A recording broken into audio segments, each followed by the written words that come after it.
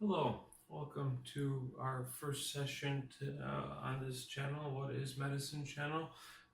This is kind of the setup we're going to be working with.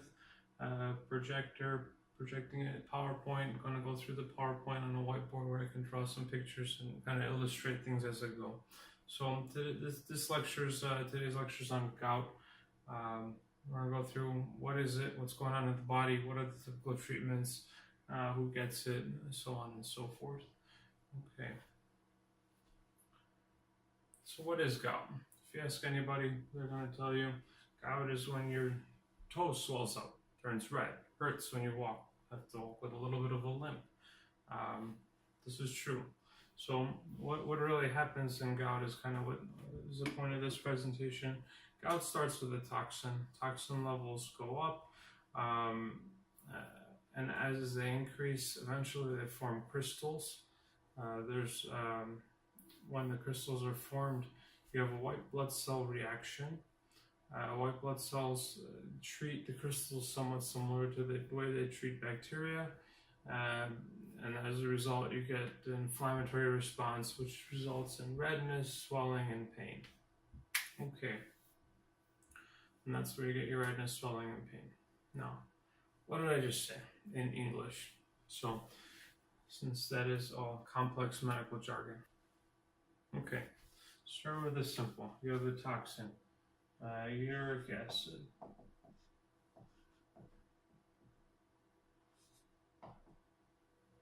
Let's just see. So, my spelling and handwriting, that's why we have the PowerPoint. This toxin comes, we'll talk about what brings it up, the levels of the toxin up in your body in a little bit. Toxin goes up, now this results in crystal formation because the levels go high enough, it'll eventually form crystals. These crystals deposit in your joints, in your feet typically. You can imagine a foot.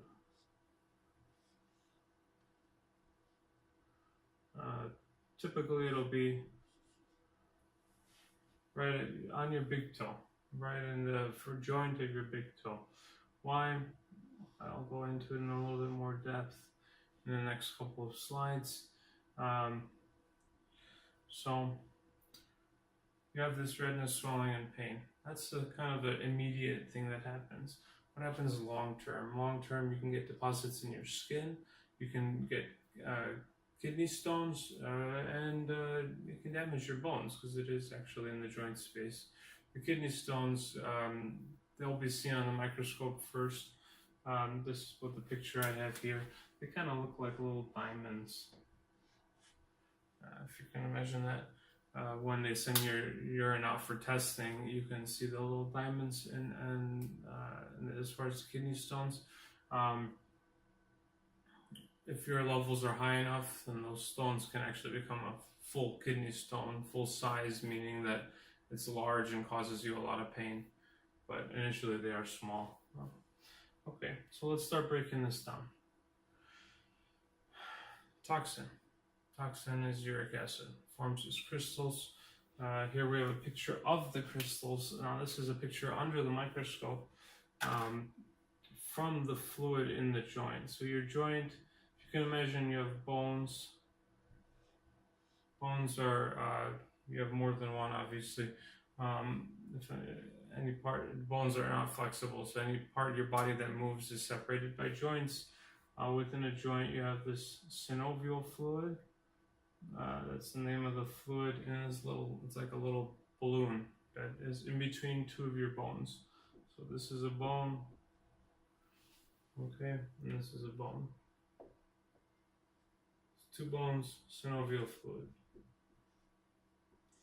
What's in the synovial fluid? Typically it's got some proteins in there, few cells, very few. What happens, this uric acid level goes up, it deposits into this joint balloon basically, and crystals form. These are the crystals. The crystals are seen under a microscope. These aren't actually colored, they're showing different colors because they put a filter under the microscope. So if you notice, a lot of the ones that are pointing up and down are more blue. The The ones that are pointing left to right are more of an orangish red color. That's based on the filter they use in the microscope in the laboratory. The filter allows them to determine what type of crystal it is. Different crystals will form different colors at different angles. Making sense? All right. So toxin level goes up. Toxin gets into the space in between the bones, called this synovial fluid, forms these crystals. All right, where do the white blood cells come in? White blood cells come in. White blood cells are your body's defense mechanism against bacteria, viruses, funguses, parasites, you name it. They are the soldiers. Here, a photograph of soldiers marching. Obviously, you don't have to tell them to march. White cells work on their own. They have their own system. They go after anything they find foreign and they attack it.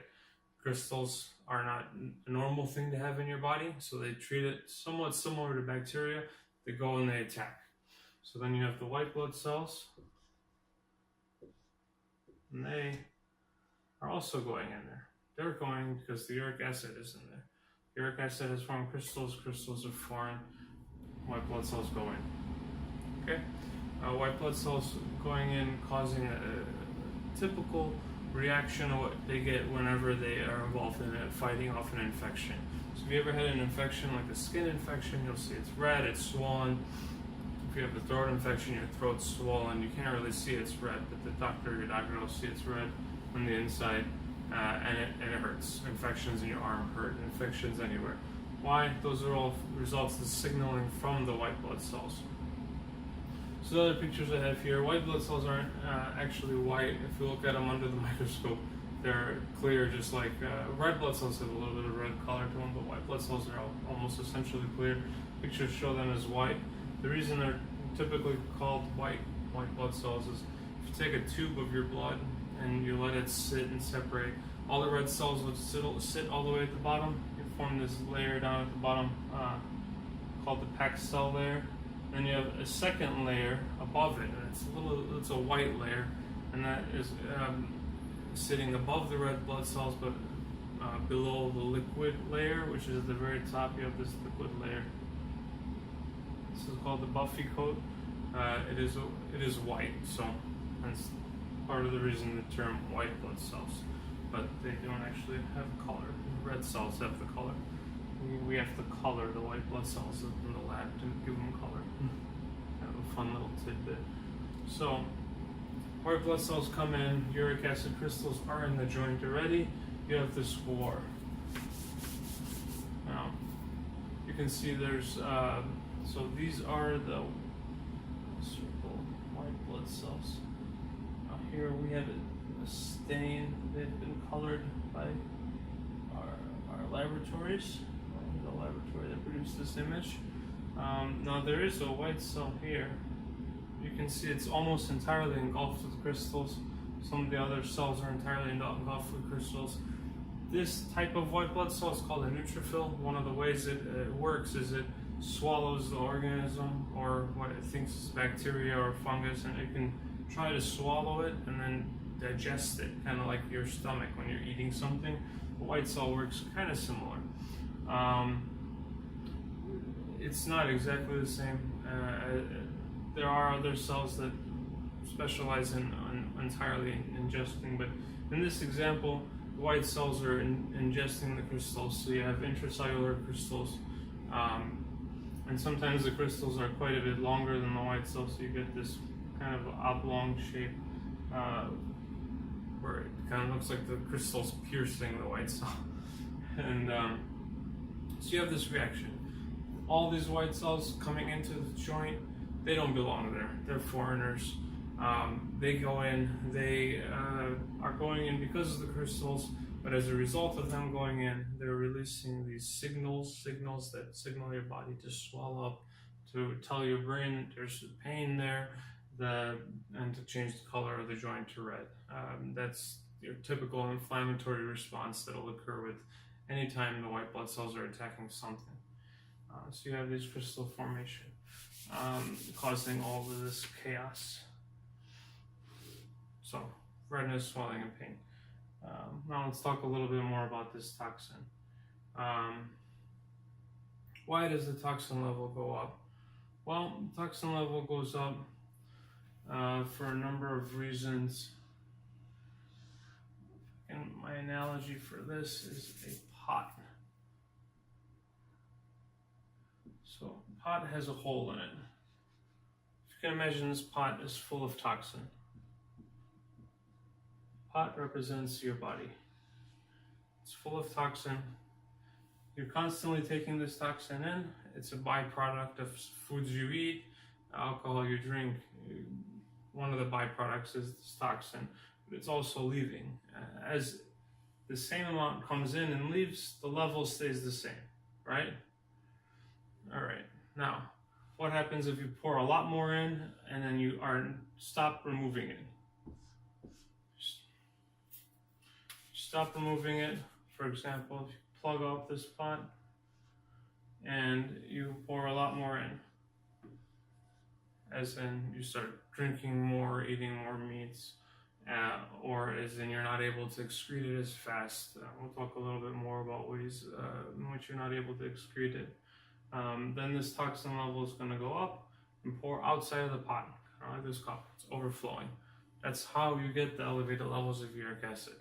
Normally, it is present in the body. It is a normal toxin that your body is eliminating along with many other toxins that you produce every day. Now, this is only becomes a problem when your levels go too high. So when it goes too high, either because your intake increases, your elimination decreases, there's a huge genetic component, so you can have normal levels of toxin and still have gout, and then genetics referring to your DNA, how you're born. And you can have high levels of toxin and not get gout because you have protective DNA. 3% worldwide people have it, so it's not too common, but it is out there. So something that I thought I'd give a lecture about. So who typically gets it? It's typically an older man, overweight, diabetic, chronic kidney problems. Now, kidney problems kind of points to the not being able to get rid of it from the pot theory, or pot analogy. High blood pressure, alcohol and your diet are the big contributors to pouring more in. So you're pouring more in, not able to eliminate it. The genetic factor goes into play why men get it more than women, overweight, just more toxin builds up. Certain water pills alter your body's ability to eliminate the toxin, kind of similar to how kidney disease will interfere with your body's method of elimination. So you have all these going hand in hand together. Now, again, the genetic component plays a huge role. Toxin levels can be up, you can never get gout. A lot of people don't. Only 3% of people get gout. I can tell you that it is relatively uncommon, but it does happen. Genetics play a huge role in development of this disease. So where does gout typically occur? It occurs in your toe. If anybody's heard you have toe pain, people think of gout immediately. But it can occur at any joint in the body. Every bone you have that is attached to another bone, whether it be your ribs, your spine, there is something in between separating it, and within that space you can have synovial fluid. You can have other things, but synovial fluid from a good majority of your major joints that do get it. Crystals can form in there because uric acid deposits in there. You have your white cell reaction, and boom, you have your redness, swelling, and pain. Well, why does it occur typically in the toe? I don't know how visible this picture is. A picture of an X-ray, it'll occur out of that big toe. Why does it typically occur there? Because it's furthest away from your body. When your toxin levels go up, another factor, not only having high levels of toxin, but also temperature. Colder makes the crystal form faster. Heart is where the temperature's furthest away from the heart. That's where your body's the coldest. You ever notice your fingers and your toes get cold first, then your chest, your heart, stays warm longer when you're in cold temperatures. Feet furthest from the heart, so they get cold first. crystals form in the joint in the feet. But the knee is also pretty common. And along the same principle, it's kind of further away from the heart. When does it occur? First morning. First morning, your temperature is a little bit lower, so that contributes to the formation of the crystals. I have Flintstone's character here eating a steak because he had a lot of meat, had a lot of alcohol the night before. Wake up the next morning and you have your toe hurts. So what happened the night before? You had a huge increase in your toxin going in, no change, assuming you didn't destroy your kidneys or start taking a lot of water pills overnight. No change in your excretion, but you had a huge amount of intake, popping you over the top of that pot, overflowing you, causing the crystals to form. How do we know you have gout? Now, that's a big question. People go to medical school. We have learned how to diagnose diseases. The most definitive way, going back to that picture of the crystals I showed from within the joint, the orange ones from left to right and blue ones from top to bottom, that comes from the fluid within the joint. Now they can actually pull that fluid out. Let's go back to that picture.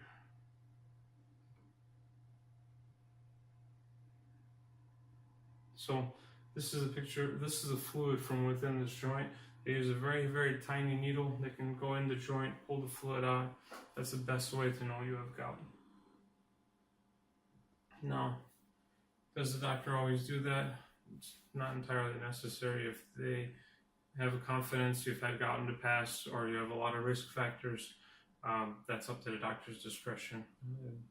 Different doctors have different comfort levels of diagnosing diseases, and they'll do different protocols, especially if the joint isn't that swollen. It might be more detrimental. The more fluid you have in your joint, the easier it is to do a joint aspiration. It's kind of like a balloon. The bigger the balloon is, the easier it is to hit a tiny needle into it and pull fluid out, to pull the air out of it. They can also draw your blood toxin levels, the uric acid levels. That's the tube we talked about earlier. It's just a tube of blood, and they send it to the chemistry lab. The chemistry lab runs a test, tells you what your uric acid is. Now, only 20% of people who have gout will have a high uric acid level on testing, because the uric acid level does go up and down. And again, there's a genetic component. So you can have a normal uric acid, but have the DNA that makes you more likely to get gout, just like you can be more likely to get cancer, you can be more likely to live longer, for example. You can have the DNA and you have the coding that makes you more likely to get gout at a lower level. Then your toxin levels will be lower and you can still have gout. So about 20% of people can have positive levels. And then if the gout's been around for a while, they can do an x-ray and see the damage it's already starting to do to your bones. So that's a kind of a common concern to think about. Now, it is important to have, if you have this kind of joint pain and it's bothering you, to have a doctor look at it.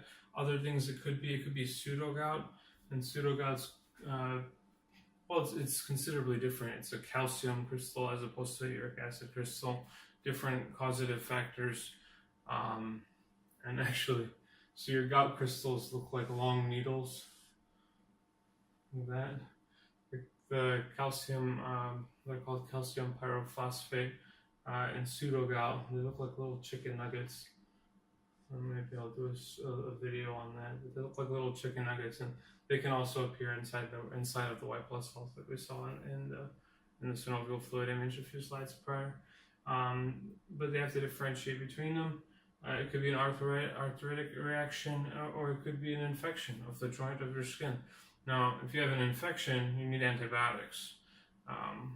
If you have gout, well, we'll talk about treatment in a little bit, but you're not going to get antibiotics for gout, right? If they do a joint aspiration, they pull the fluid out of your joint, they can actually see the bacteria under the microscope. If you have bacteria there, just like we can see the crystals if you have gout. Again, if you have bacterial infection in the joint, it's a different treatment, so that's why it's important not to self-diagnose. So we're talking about the treatment. What is the treatment? Now, you have this really bad pain. If you don't do anything for it and just kind of tough it out, typically your high levels of toxin will drop. A lot of times these are what's called an acute flare. You know, the wrong combination of you drank too many beers, had a big steak dinner, and got started on a new water pill. All of them happened at once. Toxin level went up. You got gout. Typically, 2 to 3 weeks, your toxin levels will go down. Your symptoms will resolve. Your pain, redness, and swelling will all decrease. So immediately, NSAIDs. What are NSAIDs? Tylenol, Aleve, ibuprofen, the typical over-the-counter pain medicine you take for headaches, fever. They stop signaling of the white blood cells. They do that. They just like they would do for an infection. They'll stop the signaling that causes a fever. They'll stop the signaling that causes headache, pain. They work to stop signals. The mechanism obviously is a lot more complex than that if you read in literature, but it's a simplified way of saying they stop the signals. The next one is called colchicine. Colchicine alters the white blood cells functioning. It doesn't allow them to interact with the crystals as well. Again, reducing the signal. A long-term effect is reducing the signaling, reducing the effects. Why would somebody use colchicine over NSAIDs? Now, the difference here is where if you have kidney issues, you're not supposed to be on certain medications. I don't want to give medication advice in this lecture, for example, but that's where your doctor comes in. Some people are supposed to be avoiding NSAIDs for a number of reasons. Some people are supposed to be avoiding colchicine. Your doctor determines which one's best for you. Now these are both short-term resolutions for your crystals. A long-term resolution is allopurinol. Allopurinol stops the crystals' toxin formation altogether. So how do you stop the crystals from being formed? You stop their building blocks, right? Toxin doesn't get formed, crystals don't get formed, you don't get the reaction, you don't get the redness, swelling, and pain. Why doesn't everybody go on allopurinol if it's such a great drug? Every drug has side effects. I'm not going into the side effects in this lecture, but it's good to remember that you don't want to be on a drug you don't need to be on, because every drug has side effects. People who are put on allopurinol, maybe they could not change their diet, they could not alter their medications, etc. Doctors said, we have to put you on allopurinol to prevent the deposits of the crystal in the skin, the long-term bone problems, and the kidney stones that are associated.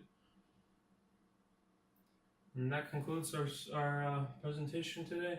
So just to go over it in a brief summary, you have this toxin level. Toxin levels go up. Toxins called uric acid. Why the levels go up? It's either dietary, you're eating too much meats, you're consuming too much alcohol. What the specific thing is, your doctor will be able to help you sort that out. But for whatever cause, the toxin level goes up. Toxins deposit within the joints in the foot, the joint in between two bones. In the fluid, we have this balloon called synovial fluid. Toxin gets into the fluid, forms crystals. Uric acid crystals. The crystals are called monosodium urate crystals. They're within the synovial fluid. Once the crystals are formed, then you have a white cell reaction.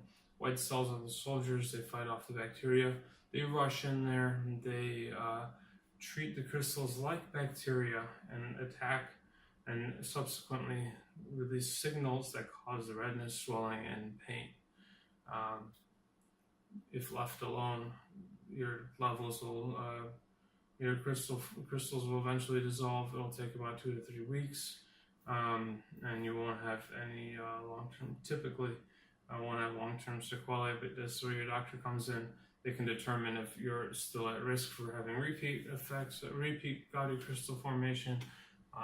They might put you on medication that stops the toxin from forming, and they also can put you on different medications to treat the immediate reaction, the pain, the redness, and swelling, based on what your other medical problems are.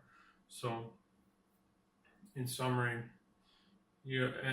like I said, it could be something else. Redness, swelling, and pain doesn't necessarily mean gout. It could mean an infection. It could be pseudo-gout. It could be just arthritic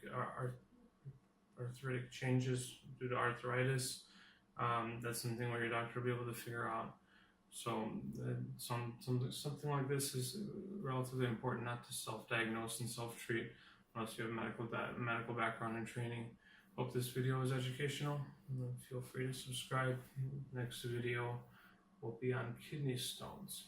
Thanks for watching.